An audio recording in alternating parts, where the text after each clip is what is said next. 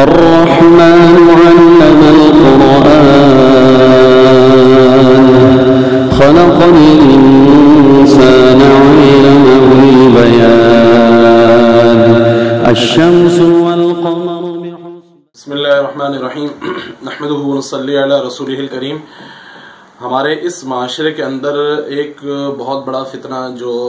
بہت زیادہ سرگرم ہے اور بہت زیادہ جو ہے مسلمانوں کے اندر ذہن سازی کر رہا ہے، وہ ایک قادیانیوں کا فتنہ ہے۔ اس فتنے کے سد باب کے لیے جو ہے ہمارے علماء کرام بہت بھرپور طریقے سے کام کر رہے ہیں، میدان سرگرم ہے، اور اس فتنے سے آگاہی کے لیے لوگوں کے اندر وقتاً فوقتاً علماء کرام کا آنا جانا رہتا ہے، اور لوگوں کے علماء سے روابط رہتے ہیں۔ کہیں اگر کسی کو کسی بھی حوالے سے کچھ مسائل ہوتے ہیں تو وہ علماء سے رابطہ کرتے ہیں کہ بھائی اس مسئلے کا یہ کیا حل ہے، اس کا ہمیں ان طریقوں سے جو ہے وہ جو ہمیں مسائل کا شکار کیا جا رہا ہے، تو آپ اس کا ہمیں حل بتائیں۔ تو ایک مسئلہ جو بہت زیادہ پیش آ سکتا ہے، اور کیا پتا کہ پیش آیا ہو، تو ہم اس مسئلے کی طرف اس کی نشاندہی کر دیتے ہیں کہ وہ مسئلہ کیا ہے۔ مسئلہ یہ کہ پیارے آقا صلی اللہ تعالی علیہ وسلم کی ایک حدیث مبارکہ ہے کہ پیارے آقا صلی اللہ علیہ وسلم نے ارشاد فرمایا کہ انا خاتم النبیین لا نبی بعدی، کہ آپ صلی اللہ علیہ وسلم نے ارشاد فرمایا کہ میں آخری نبی ہوں، میرے بعد کوئی نبی نہیں آئے گا، یا میرے بعد کوئی نبی نہیں ہے۔ یہ ترجمہ بھی بالکل ٹھیک ہے، اس میں کوئی شک و شبہ نہیں ہے، اور کسی قسم کی ایسے مسئلے کی بات نہیں ہے کہ ہم بولیں کہ یار اس کے اندر مسئلے والی بات کیا ہے۔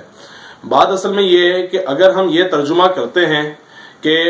میں آخری نبی اور میرے بعد کوئی نبی نہیں آئے گا، تو اس کے اندر یہ مغالطہ، اور آپ کو قادیانی اس حوالے سے آپ کو گھیر سکتے ہیں، اور اس حوالے سے آپ کے اندر ایک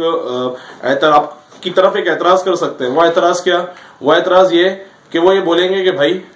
آپ کہتے ہو کہ کوئی نبی نہیں آئے گا، تو عیسیٰ علیہ السلام تو آئیں گے، آپ اللہ تعالیٰ جب کسی کو نبوت دے دیتے ہیں تو نہیں ان سے لیتے، تو ہم اگر ان کو یہ بات ہم کہتے ہیں کہ بھائی عیسیٰ علیہ السلام جب نازل ہوں گے تو وہ تو نبی بھی ہوں گے، وہ امتی کی حیثیت سے آئیں گے وہ، تو پھر آپ یہاں پر قادیانی آپ کو پھر گھیرتا ہے، اور یہاں پر آپ کے ذہن کے اندر ایک فکر پیدا کر دیتا ہے کہ اچھا اگر آپ یہ بات کہتے ہو کیا حضرت عیسیٰ علیہ السلام جو ہے وہ آئیں گے، اور وہ نبی تو ہیں ہی ہیں، وہ امتی ہونے کی حیثیت سے آئیں گے، تو ہمارا مرزا قادیانی بھی وہ نبی بھی ہے، وہ امتی بھی ہے۔ تو میرے پیاروں، ہمیں اس طرح ترجمہ نہیں کرنا کہ میرے بعد کوئی نبی نہیں آئے گا، ہمیں یہاں پر ترجمہ یہ کرنا ہے کہ انا خاتم النبیین لا نبی بعدی، کہ آپ صلی اللہ علیہ وسلم نے فرمایا کہ میں آخری نبی ہوں، میرے بعد کوئی نبی پیدا نہیں ہوگا۔ حضرت عیسیٰ علیہ السلام، اگر آپ یہ کہہ دو کہ پھر عیسیٰ علیہ السلام کا مسئلہ، تو عیسیٰ علیہ السلام پیدا نہیں ہوں گے، عیسیٰ علیہ السلام تو نازل ہوں گے، اور جو مرزا قادیانی ہے وہ پیدا ہوا ہے، وہ کوئی نازل نہیں ہوا۔ تو یہاں پر ہم یہ ترجمہ کریں کہ میرے بعد کوئی نبی پیدا نہیں ہوگا۔ اب یہاں پر ایک سوال پیدا ہوتا ہے کہ بھائی یہ ترجمہ آپ کس طرح کر سکتے ہیں؟ تو بھائی بات یہ ہے کہ یہاں پر کہ ایک عبارت اگر ہوتی ہے نا، اگر انگریزی کا کوئی ایک جملہ ہو تو ہم اس جملے کو مختلف پیرائے سے اس کا ہم ترجمہ کر سکتے ہیں، مختلف انداز سے اس کا ترجمہ کر سکتے ہیں۔ اسی طرح عربی کے اندر بھی جو ہے ایک جملہ ہو یا ایک کوئی، تو اس کو ہم مختلف انداز سے ہم اس کا ترجمہ کر سکتے ہیں۔ اب یہاں پر جو عربی گرامر سے جو لوگ جو واقف ہیں، آشنا ہیں، اگر تھوڑی بہت ان کو کچھ معلومات ہو اس حوالے سے، تو یہاں پر وہ یہ بات سمجھ سکتے ہیں کہ پیدا ہونے کا ترجمہ کہاں سے ہو رہا ہے۔ تو پیدا ہونے کا ترجمہ میرے دوستوں یہاں سے ہو رہا ہے کہ لا جو ہے لا نبی بعدی، لا نفی جنس کا ہے، اور نبی اس کا اسم ہے، اور بعدی اس کی خبر ہے۔ اب مسئلہ یہاں پر یہ ہوتا ہے عربی قواعد کے اندر کہ عربی قواعد کے اندر جار مجرور اس کے متعلقات ہوتے ہیں، اور جو ظروف جو ہوتے ہیں اس کے بھی متعلقات ہوتے ہیں۔ تو یہاں پر جو بعدی ہے وہ ظرف بن رہا ہے، اور ظرف کا متعلق ہوگا۔ اب ظرف کا متعلق ثابتن بھی ہو سکتا ہے، کائنن بھی ہو سکتا ہے، تو یہاں پر ہم جو متعلق نکال لیں وہ مولودن نکال لیں، مولودن۔ اب جو نبی یہاں پر جو ترجمہ جو بیٹھ رہا ہے نا، وہ ہم جو مولودن متعلق نکالیں گے نا، تو اس متعلق کی وجہ سے یہاں پر یہ ترجمہ بیٹھ رہا ہے کہ میرے بعد کوئی نبی پیدا نہیں ہوگا۔ تو ترجمہ وہ والا بھی صحیح ہے کہ میرے بعد کوئی نبی نہیں آئے گا، اور ترجمہ یہ بھی صحیح ہے کہ میرے بعد کوئی نبی پیدا نہیں ہوگا۔ یہ ترجمہ اس واسطے آپ کو میں جو کہہ رہا ہوں کہ کیجئے، اس کو اپنے ذہنوں میں بٹھائیے کہ کہیں کسی موقع پر آپ کو آپ کی ذہن سازی کی جائے اور آپ کو جو ہے مختلف جو ہے افکار کا شکار کر دیا جائے، آپ کے اندر فکر پیدا کر دی جائے اور آپ کے ذہن میں کچھ سوالات اٹھیں، تو ان سوالات اٹھنے سے پہلے ہی آپ کا جو ہے ذہن کلیئر ہو، صاف ہو کہ نہیں یار یہ بات ایسی نہیں ہے۔